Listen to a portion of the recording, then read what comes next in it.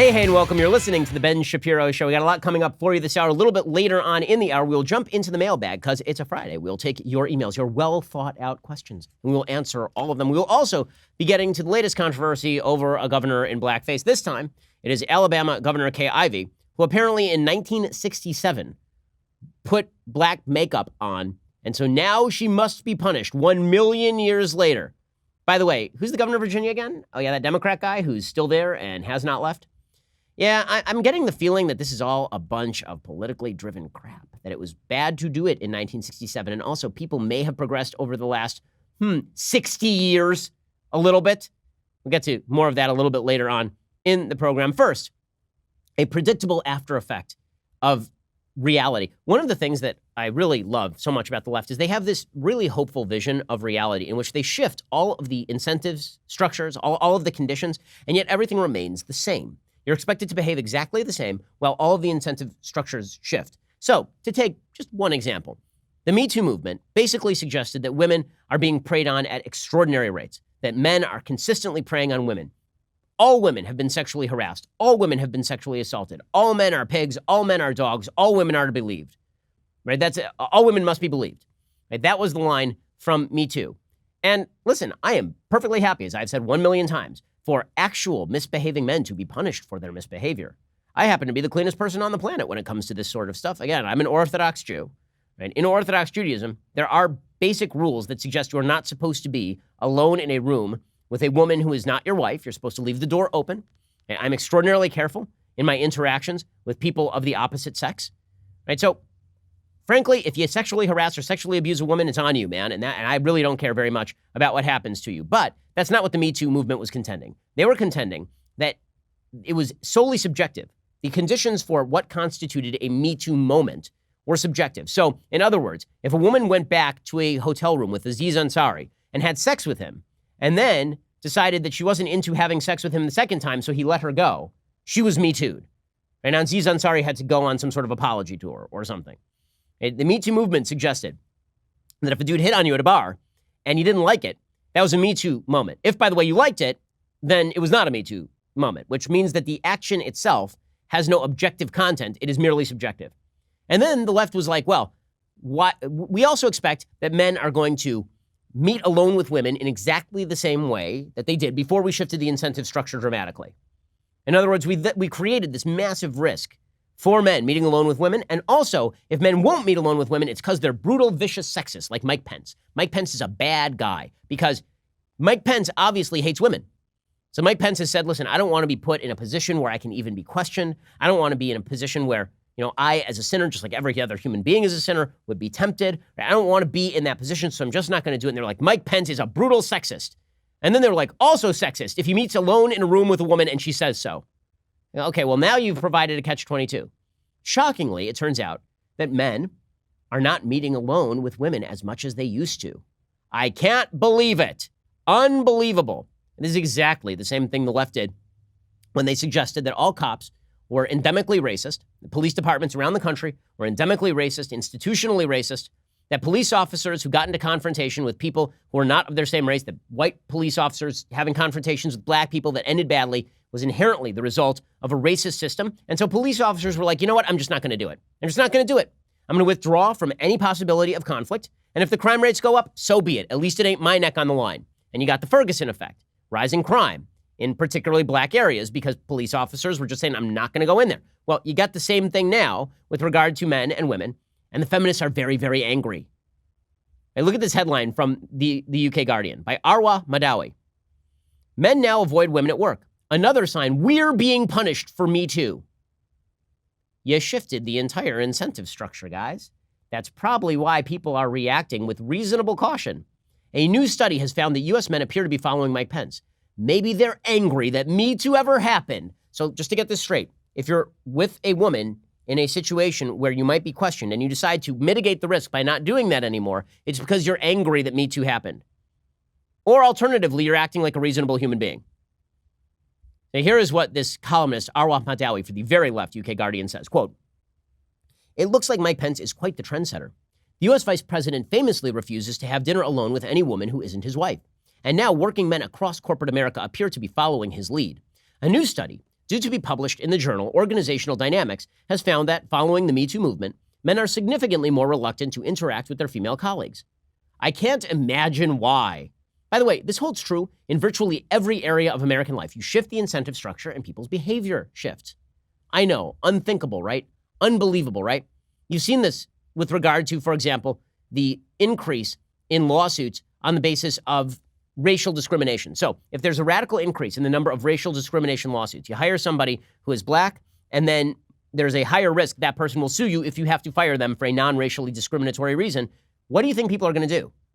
People on a reasonable level are going to say, okay, well, I have two equally qualified applicants. One is white, one is black. Before I would have hired the black guy, but now, because of the legal system and the additional risk of litigation, maybe I'll hire the white guy. Is that racist, or is that the person reacting to the actual legal system? They're perfectly willing to hire the black guy. It had nothing to do with the black guy's race. It has to do with the legal risk that is now attendant upon hiring a person of a different race, thanks to a legal regimen.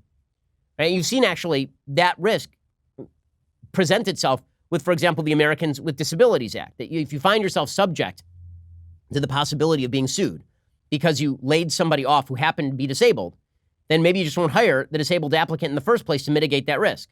So it has nothing to do with race. It has nothing to do with disability. It has to do with incentive structures, right? This is basic econ 101. This is behavioral economics 101. Same thing with men and women. So according to this new study in Organizational Dynamics, 27% of men avoid one-on-one meetings with female coworkers. Yep, that's right. Almost a third of men are terrified to be alone in a room with a woman. Well, actually, I'm pretty sure they're not terrified of being alone in a room with a woman. The suggestion was by Me Too that women should be terrified of being alone in a room with a man, to be fair. Right? Physically, men are not terrified of being alone in a room with a woman.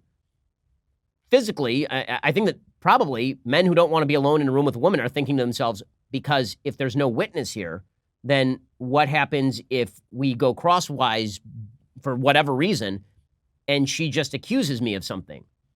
And despite what the left claims about nobody ever lying ever, people do make things up for a variety of reasons, or they misremember human interactions. I mean, forget about bad intentions. I'm not suggesting that tons of women are going around maligning male coworkers because of bad intentions. But people misinterpret human behavior all the time. This is why that example of the guy hitting on the woman at the bar makes some sense. Right? The man is just like, okay, well, I was asking out a woman. The woman's like, well, you were sexually harassing me. Whereas if it was Brad Pitt, she'd be like, well, that was a nice night. Right? So it really, a lot of human interaction is subjective.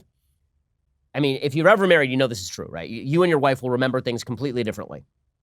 All the time. Human memory is fallible. 21% of men said they would be reluctant to hire a woman for a job that would require close interaction, such as business travel. Why? Well, presumably if the men were sexist and they weren't afraid of risk, they would want to hire women for a job requiring close interaction and business travel, right? If the idea is here that men want to prey on women, they would want to be in the company of women. The reason that men are saying that they are reluctant to be in these positions is because they are riskier. 19% of men would be reluctant to hire an attractive woman. Why? Well, because people are more suspicious that maybe something is going on. Obviously. Listen, my mom, who is a working woman, right? She was the breadwinner in my house when I was growing up. My dad stayed home, my mom worked. My mom, who was the VP of a company, she told me when I was a teenager, when you hire an assistant, hire an old, ugly man. And she did so because even back then she was saying, like, why would you put yourself in a position for people to even be suspicious about things? Is my mom sexist? Has she internalized the patriarchy? And the data above was collected in early 2019 from workers across a wide range of industries. Researchers had asked the same questions, albeit to different people and with more of a focus on future expectations, in early 2018, just as Me Too was in full swing. And depressingly, things appear to have gotten worse. In 2018, for example, 15% of men said they would be more reluctant to hire women for jobs that require close personal interactions with women, compared to 21% in 2019. It's not just men who are afraid of women, by the way. Women are increasingly wary of hiring women. Women are afraid of hiring women. Why? Well, because maybe the woman will claim that there is some sort of interaction with a man that went bad, and then the entire company is liable for things. So apparently the women have internalized the patriarchy as well. Everyone has internalized the patriarchy. The beautiful thing about arguing, by the way, about institutional racism or internalized patriarchy, racism is like a virus that you can't even detect, as AOC put it, is that you never have to prove anything. You never have to prove anything. You just suggest that anybody who does something you don't like has a significant character flaw because they internalized all the bad things you don't like. Makes argument extraordinarily convenient. Okay, so this columnist for The Guardian can't understand how behavioral economics works. And so she says, there's been a lot of talk about gray areas in Me Too. All this harassment business is very difficult for men, we're told, because nobody even knows what sexual harassment is anymore. Men are afraid to even shake a woman's hand in case she thinks it's harassment. Easier just to avoid contact altogether. What's really interesting about this study, however, is that it thoroughly debunks the argument that men are confused about what constitutes unacceptable behavior. The very first thing researchers did was look at 19 behaviors, emailing sexual jokes to a subordinate, for example, and get people to classify it as harassment or not. Surprise, surprise, both genders basically agreed on what harassment entails. Well, I think that's right. I think that people have a general idea of what harassment entails, but that does not mean that in practice that's how people behave. People have a general idea of what racism is too. That does not mean that the slur racism has not been over-applied, or that people behave in racist ways without knowing it either, which does happen sometimes. Right? Behavior is a lot more vague than a survey. She says, most men are perfectly aware of the difference between a friendly hug and a creepy hug. They are perfectly aware of what constitutes harassment and what doesn't. Yes, but the problem is that while I may believe that my hug was friendly, you may believe that my hug was creepy. This is intensely subjective stuff. And you putting it on paper like, if a hug lasts longer than 15 seconds, is that creepy or is that friendly? Well, yes, I agree. That would be creepy and not friendly. The question is, if I just come up and give you a hug for 2 seconds and you don't like me very much, is that friendly or creepy? You do not know the answer to this. I do not know the answer to this because only the person being hugged knows the answer to this. She says, this columnist, it's worth noting that the Harvard Business Review article previewing the study's 2019 results is headlined The Me Too Backlash. You see that phrase a lot, and that framing subtly implies that Me Too went too far, that a backlash is only natural. It's yet another form of victim blaming, another way to quietly put women back in their place. Well, what if Me Too specifically defined its own goals and activities vaguely, and that had an inevitable backlash? Specificity is the friend of consensus. Vagueness, vagary, is the enemy of consensus, and Me Too was deliberately vague. When Aziz Ansari was getting outed as a Me Too predator for doing nothing wrong, at least not on a Me Too level, I think it's morally wrong to take random women back to your apartment. But Aziz Ansari ain't me.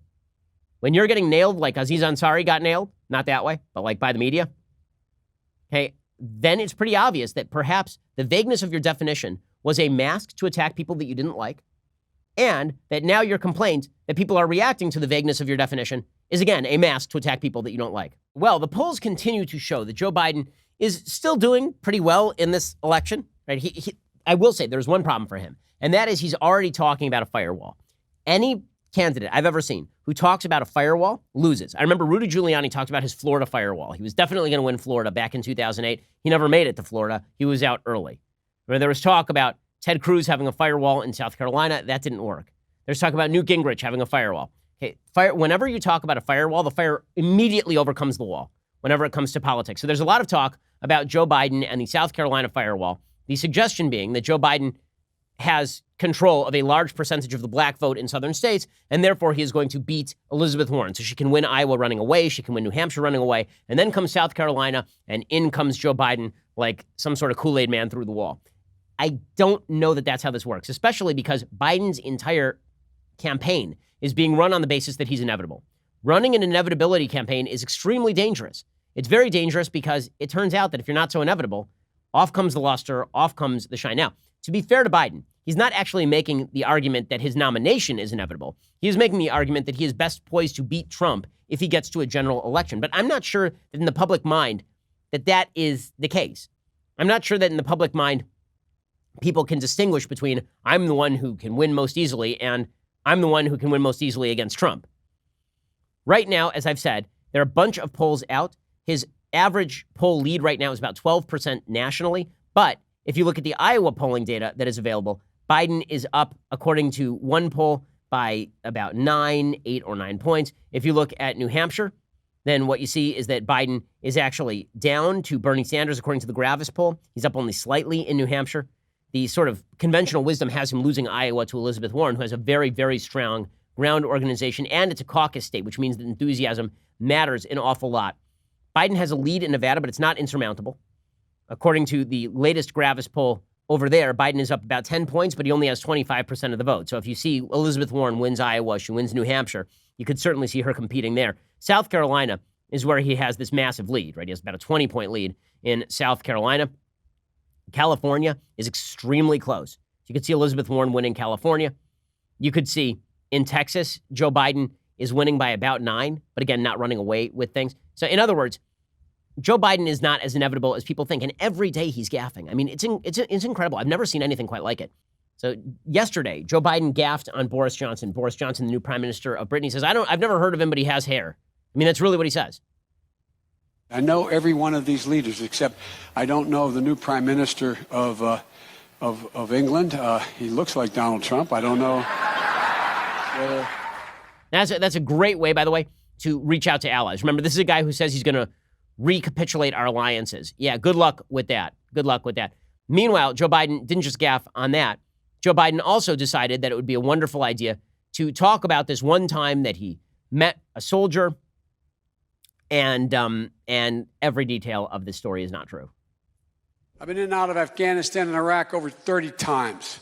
Young Navy captain, Navy, up in the mountains in the Konar Valley in Afghanistan. One of his buddies got shot, fell down a ravine about 60 feet. This guy climbed down a ravine, carried this guy up on his back under fire, and the general wanted me to pin the Silver Star on him. Now, everybody got concerned, the vice president going up in the middle of this, but we can lose a vice president. We can't lose many more of these kids. He stood at attention. I went to pin him. I said, sir, I don't want the damn thing. Do not pin it on me, sir. Please, sir. Do not do that. He died. Okay, only one problem. According to the Washington Post, virtually every detail in the story is wrong. Biden visited Kunar province in 2008. He was senator, not VP. The service member who performed the celebrated rescue was a 20-year-old Army specialist. That soldier never had a Silver Star or any other medal pinned on him by Biden. He got one from Barack Obama. He got the Medal of Honor. I mean, this is all over the place. National Review points out this isn't the first time Joe Biden has done this. Biden also employed the story of the fictitious Navy captain during a World War II memorial event in Australia in 2016. In that telling, the captain climbed down about 200 feet into a ravine in Afghanistan to rescue a comrade. Then, while stumping for Hillary that same year, Biden told the story of an Army captain who pulled a soldier out of a burning vehicle in Iraq but resisted the resulting medal. He died, Mr. Vice President, Biden recalled the officer, saying, I don't want the medal. So he's told this story about 5 different ways because Joe Biden is not a competent candidate. Even the stuff that he is saying he is good at, he's not good at. So Joe Biden has been talking for years about how he wants to do a cancer moonshot. Now, I've always been highly skeptical of this claim that we can cure cancer just by throwing money at it. Joe Biden suggested that he was put in charge of the cancer moonshot by Barack Obama. Well, this does beg the pretty obvious question, so how'd you do, Mr. VP? It seems like cancer's still going pretty strong over here. Here's Biden. I propose, and I'm going to digress slightly. We're in a situation. The president asked me to head up a cancer moonshot. Okay, so I'm glad that he encouraged you to do that. Also, we should be spending more money on cancer and less money on some of the other more prestigious and politically interesting diseases. If you look at the allocation of funding to cancer versus AIDS, for example, it's wildly disproportionate to the number of victims in the United States. This is particularly true of heart disease, which is obviously the disease that hurts the most Americans. Bottom line here is that Biden so far has been able to dodder his way through. It's a long 14 months, guys. He's only been in the campaign for like 3 months at this point, 4 months. So this is a long campaign. Is he going to last all that way to the very end of this campaign?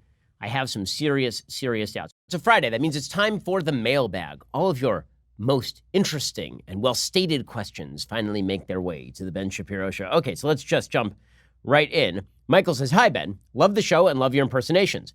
Why do you associate Bernie Sanders with pudding?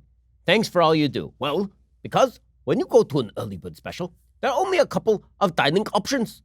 And one of those dining options is pudding. And frankly, the dentures cannot hold up. Also, very high in calories, good for bone density. Also, when you wait in the bread line for a very long time, and bread lines are good because at the end of the bread line is bread, sometimes you hope for pudding as well. Pudding is delicious.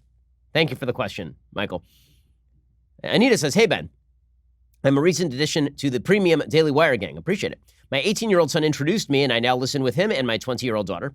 What books would you recommend for middle school, high school reading to get a greater appreciation for U.S. history? Any general reading suggestion for college kids who are entering the workforce?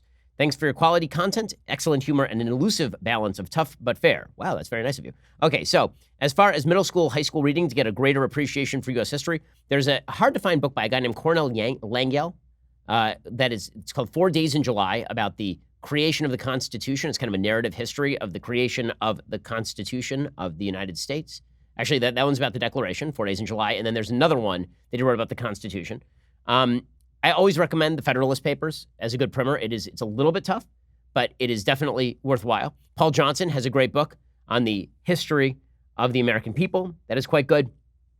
As for college kids entering the workforce, well, I mean, if you're talking about general history, frankly, I think the book that I wrote, that's an overview of Western civilized history and philosophy, is pretty good.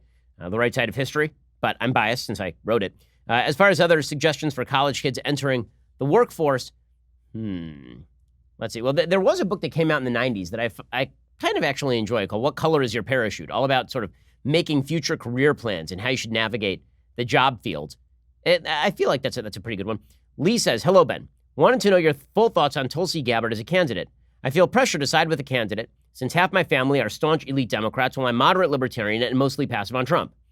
In my opinion, Gabbard's least likely to strain our country and unlike many candidates willing to talk to Republicans. Thanks. Well, one thing that is nice about Gabbard is she is apparently willing to talk to people on the other side of the aisle. I think her foreign policy is wildly wrong.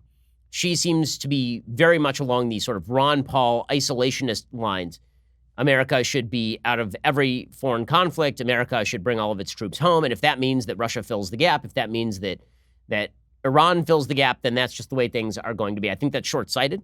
I think that is operating in a universe that doesn't really exist.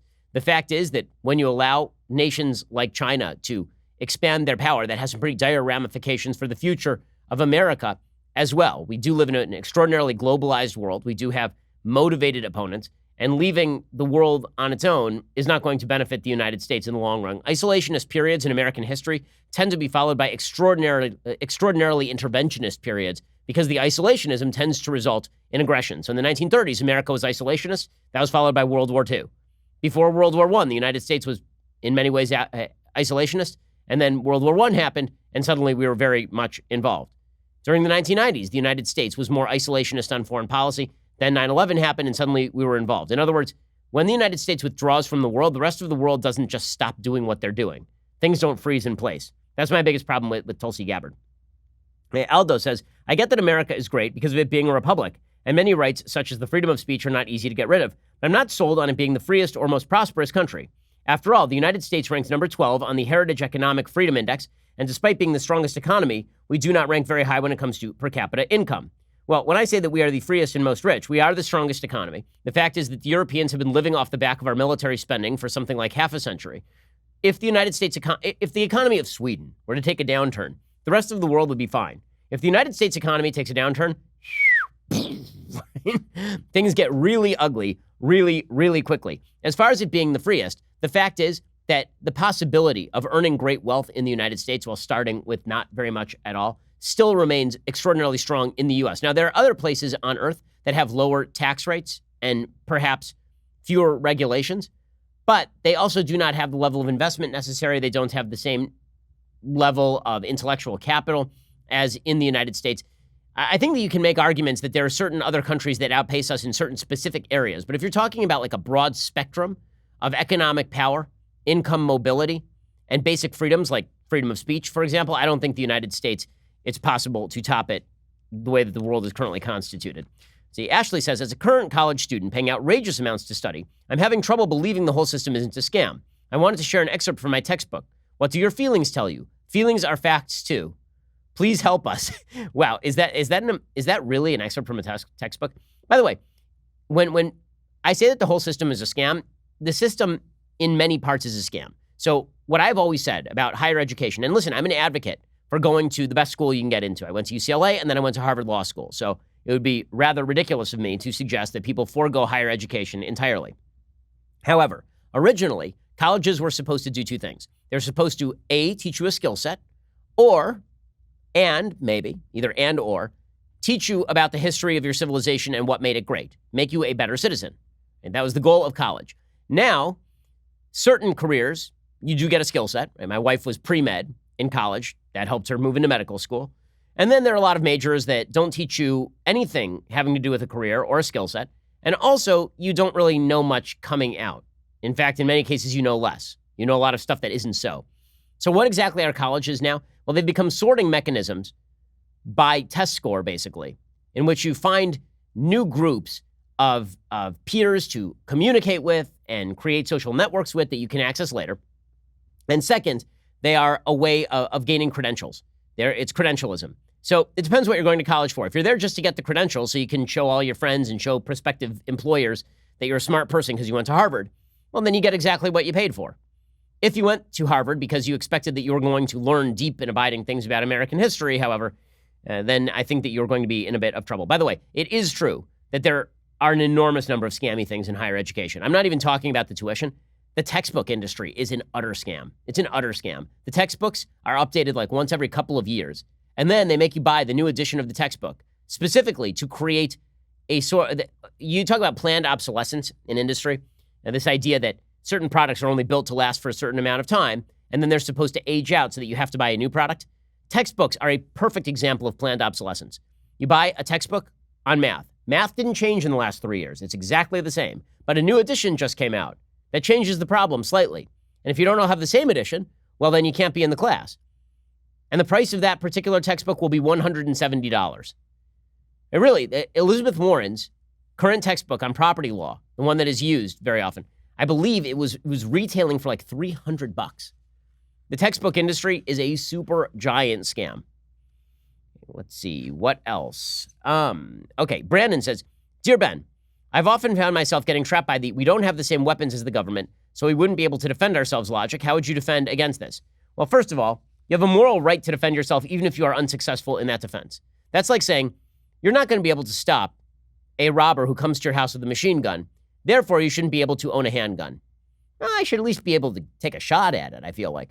Second of all, the goal is not that civilian populations are going to overwhelm the U.S. Army in case of the government going tyrannical. The idea is that one of the things that prevents the government from going tyrannical is the notion that they are going to have to overcome an innate amount of resistance. The fact is the United States military completely devastated the Viet Cong in Vietnam.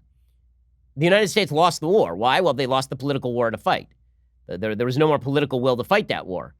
So you don't actually have to win a war in order to win a war. So that argument doesn't really hold a lot of military water, let alone moral water. Rohan says, Ben, why are Judeo-Christians' value objectively superior to values promulgated by other religions? Do you think other religions have values that are useful and beneficial to Western civilization? Best, Rohan. Well, of course, I think there are lots of religions that have values that are useful and beneficial to Western civilization, and many religions that have crossover with some fundamental values of Western civilization. The Islamic world between the 8th century and the 12th century really developed science and philosophy in new and interesting ways because of the attempt to balance reason with revelation. When you look at Buddhism and its use of meditation, there are actual medical benefits to meditation, for example. The reason that Judeo-Christian civilization overall has been better is because Judeo-Christian civilization is based on certain fundamental premises. The premise that you have free will and can make decisions about your own life. The premise that you are made in the image of God and therefore have innate human value. The premise that the universe is a logical, coherent place that was put together by a loving God, and that you have the capacity to understand the universe and an obligation to understand the universe. All of these fundamentals are the basis for the development of human rights and science, as I talk about in my book. Now, can you find other elements, elements of other religions that coincide with these values? Sure, of course. Can you find other religions that have other aspects that contribute and have things to offer? Absolutely. The reason Judeo-Christian civilization, however, is uniquely successful is because of those fundamental principles lived out over time and lived in an area where reason and revelation were increasingly properly balanced. I think now there's been an imbalance where reason overtook revelation and then destroyed itself. Right? I think that's the big problem that's happening in the West right now. But none of that would be to discount other civilizations or pretend that those civilizations have nothing to offer or that this is a binary question. Sarah says, what sources do you recommend reading if I wanted to further educate myself on the arguments for and against the death penalty? Well, I mean, I think that there has been a fair amount of philosophical writing on the death penalty. Frankly, I'd want to do the research and get back to you on that. I don't want to give you a mediocre source, so I'll have to get back to you on that particular question. Okay, a couple more questions here. See, Tim says, are regulatory agencies an unaccountable fourth branch of government?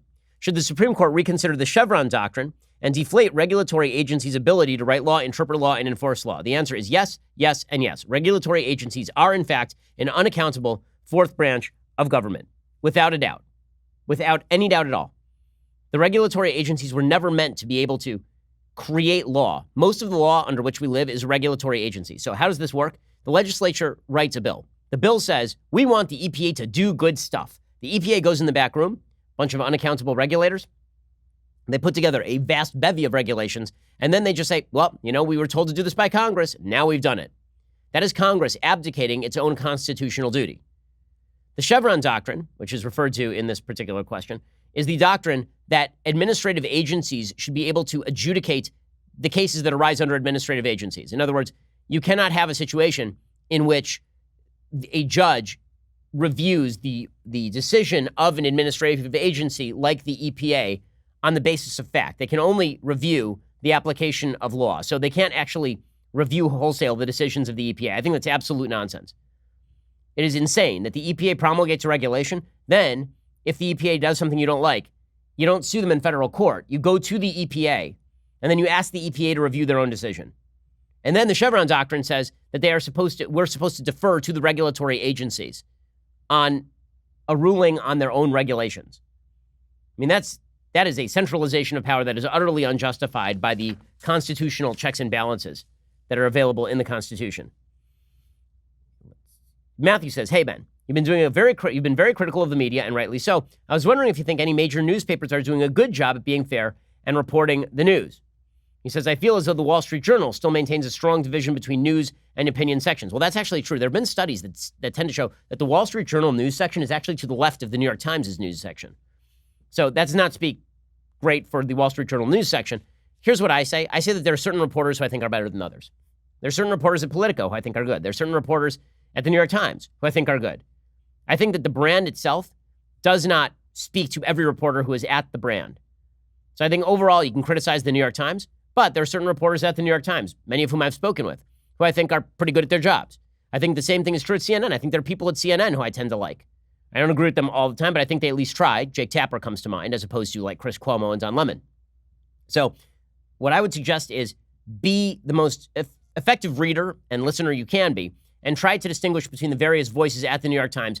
Don't just read it as New York Times byline. It's one of the reasons why when I read pieces on the air, I tend to read the names of the reporters so you can get a better picture of who exactly is writing to you. Well, some bad news from the White House. Apparently, Madeleine Westerhouse, who was the secretary for President Trump, his personal assistant, was fired on Thursday after bragging to reporters that she had a better relationship with Trump than did his own daughters, Ivanka and Tiffany.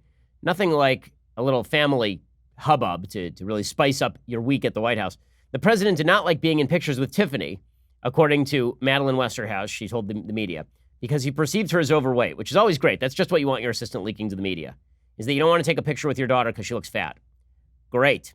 Given Westerhouse's sensitive role as a confidant to the president, the few details the White House shared about her abrupt firing had Washington's political media class in a quiet frenzy on Thursday night and Friday. The hell's a quiet frenzy? Politico.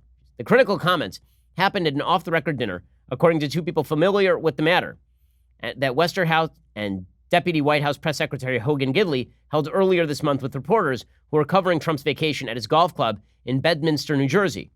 Westerhouse also jokingly told the journalist that Trump couldn't pick Tiffany out of a crowd, said one of the people. She had a couple of drinks, and in an uncharacteristically unguarded moment, she opened up to the reporters, the person said. Now that is real class right there. Is that you have an off-the-record dinner, and suddenly it's in Politico? Well done, everybody in the media. I assume this is a media member. I mean, presumably it could also be just a jealous person in the White House. At some point, Gidley left the restaurant for a television interview on Fox News. During that time, around 45 minutes to an hour, Westerhouse made the comments to the reporters. After the August 17th dinner, which took place at the restaurant inside the nearby Embassy Suites Hotel, and including the Washington Post's Phil Rucker, Bloomberg's Jennifer Jacobs, Reuters' Steve Holland, and the Wall Street Journal's Andrew Restuccia, Westerhouse rode back to a different hotel, the Marriott with Rucker and Holland. It's always been a standing practice that people at the White House will have dinner with a bunch of people in the media. An administration official said this was an off-the-record dinner. The media blatantly violated that agreement. Shocker. The media once again doing their utmost to undermine the Trump administration with petty crap like this, seriously. She's probably telling a few jokes after having one too many drinks, and the media decided, oh, I guess it's an opportunity to ruin a young woman's career, so let's do this thing. Arthur Schwartz, who's a confidant of Donald Trump Jr., he accused Rucker on Friday in a series of tweets of having burned Westerhout and of violating the Washington Post's policies on sourcing. Rucker referred a request for comment to the Washington Post. Other reporters present either declined to comment or referred requests to spokespeople for their own news organizations. Apparently, other officials were wary of Westerhout, who did not work on the campaign and joined Trump's team after the 2016 election. She kept largely to herself, according to several people, but frequently posted pictures on her Instagram of life inside the White House. Politico's Tim Alberta had reported in his book that Westerhout was observed crying on election night because she was unhappy that Trump had won. All of this is really dumb stuff, but again, the big takeaway is really not even that she said some dumb stuff in front of the media, which of course you shouldn't do, because nothing with the media is truly off the record. The really dumb point here is that the media went ahead and ran with that story anyway. Really, would they have done that if that had been an Obama employee? I have my doubts. I have my serious, serious doubts. Meanwhile, the situation in Hong Kong is heating up. Hong Kong police arrested prominent opposition figures, including Joshua Wong, and warned other protesters could share their fate at illegal demonstrations this weekend, raising tensions as authorities seek to quell pro-democracy demonstrations that have raged for almost 3 months. The 22-year-old Wong, who was scheduled to speak about the protests in the United States next month, was among well-known pro-democracy activists arrested by police on Thursday and Friday. Those arrested included Wong's fellow leader of the 2014 Occupy protests, Agnes Chow, independence advocate Andy Chan, and District Councilor Rick Hui. Police said that more than 20 people were arrested since Thursday. They warned at a briefing on Friday that others could be charged if they take part in protests without official approval. A colonial statute passed in the 1960s allowed the authorities the power to imprison those who participate in unlawful assemblies for as long as 5 years. More than 900 have been arrested on a variety of charges since June. It is pretty obvious now that the Chinese are stepping in. They're looking to crack down. Wong told reporters, "We shall keep on our fight. We shall not surrender. I urge the international community to send a message to President Xi. Sending troops or using emergency ordnance is not the way out." The Chinese government, meanwhile, looks like they may be pressured into making a deal.